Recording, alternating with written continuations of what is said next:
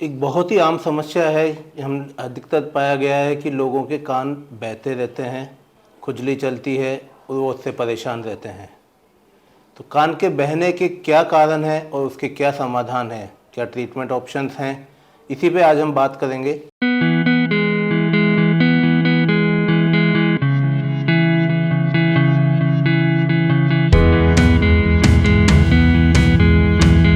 नमस्कार, मैं doctor Rishabh Jain, director Siddham ENT hospital Jaipur.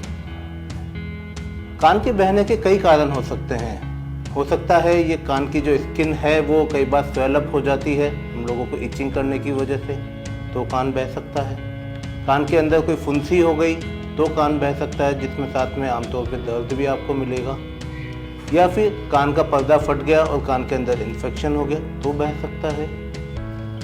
या किसी भी रीज़न से अगर लंबे टाइम से कान बह रहा है या कुछ हो रहा है तो कई बार अंदर ही अंदर कान गीला लगता है, मवाद बाहर नहीं आती पर एक गीलापन महसूस होता है।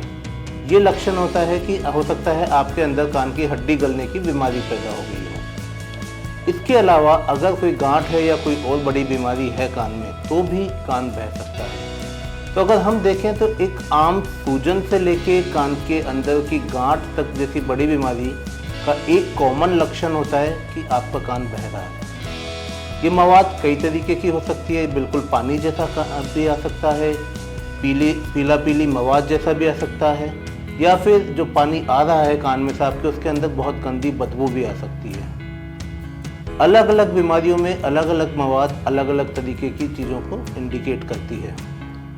ना ये क्यों होता है, कैसे होता है? एक आम कारण तो है हमारे कान की खुजली, जिसकी वजह से इचिंग होके स्वेलिंग होके कान बहना हो जाता है। ये बहुत ज़्यादा सीरियस यूजुअली नहीं होती है, यूजुअली सेटल डाउन हो जाती है 2 या 3 दिन में।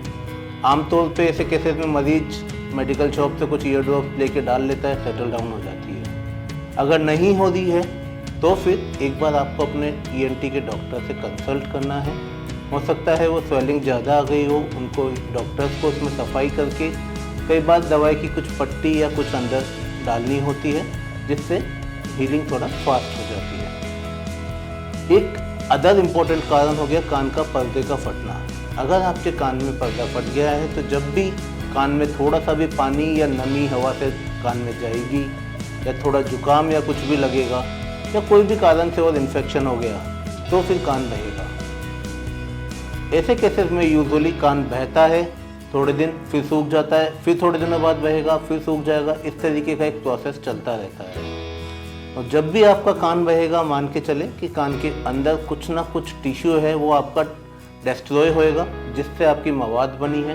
तो over the period of time अगर ऐसी बीमारियां रहती है तो इनसे कान में अंदर डैमेज होने या कॉम्प्लिकेशंस की रिस्क बढ़ जाती है।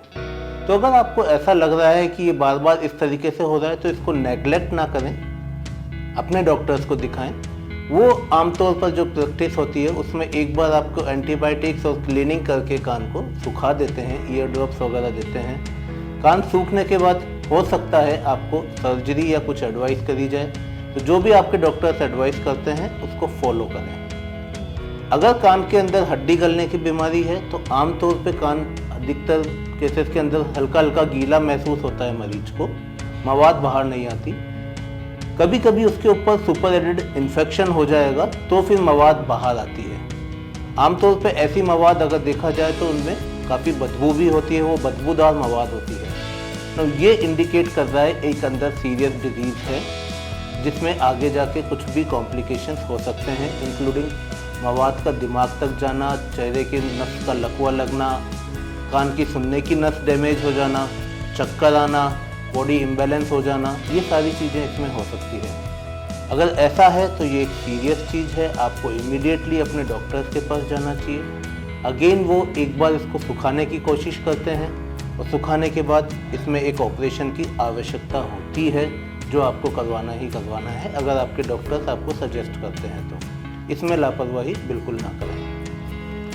अगर इनके अलावा भी कोई और कारण है जिसमें कभी कोई सीरियस बीमारी का डाउट आपके डॉक्टर्स को होता है तो वो हो सकता है आपको कुछ रेडियोलॉजिकल इन्वेस्टिगेशन जैसे सीटी स्कैन कान का या एमआरआई कान की सजेस्ट करी जाए, वो होती है तो हमको एक बार वो करा के देखना होता है कि बीमारी अंदर कहाँ तक फैली है, कहाँ तक गई हुई है, ताकि उस हिसाब से ट्रीटमेंट प्लान किया जा सके।